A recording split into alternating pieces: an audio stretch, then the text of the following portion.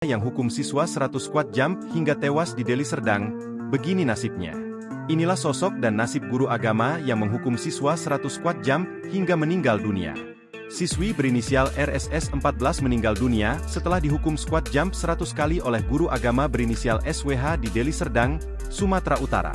Oknum guru itu kini sudah dinonaktifkan dari tugasnya untuk menghadapi penyelidikan lebih lanjut. SWH mulanya menghukum korban karena diduga tidak bisa menghafal ayat kitab suci ketika berada di ruang kelas SMP Negeri 1 STM Hilir, Kamis, 19 September 2024. Ketika kejadian, ada 6 siswa yang menerima hukuman karena tidak mengerjakan tugasnya.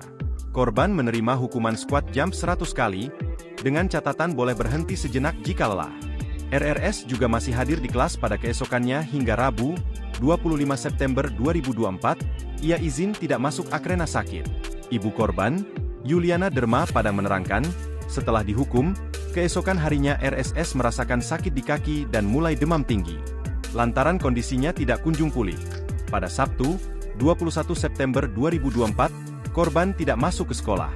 Meski sudah diobati, sakit yang dialami korban tidak mereda.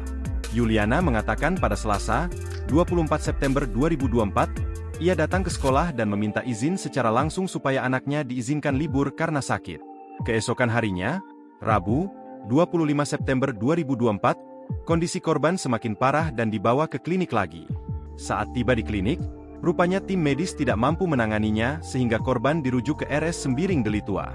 Kondisinya semakin memburuk hingga pada Rabu, 25 September 2024, RRS dibawa ke RSU Sembiring, Kecamatan Deli Tua, Deli Serdang, dalam kondisi kritis.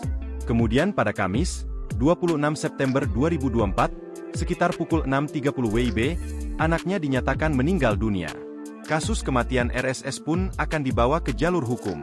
Rindu meninggal dunia diduga setelah dihukum gurunya squat jump 100 kali.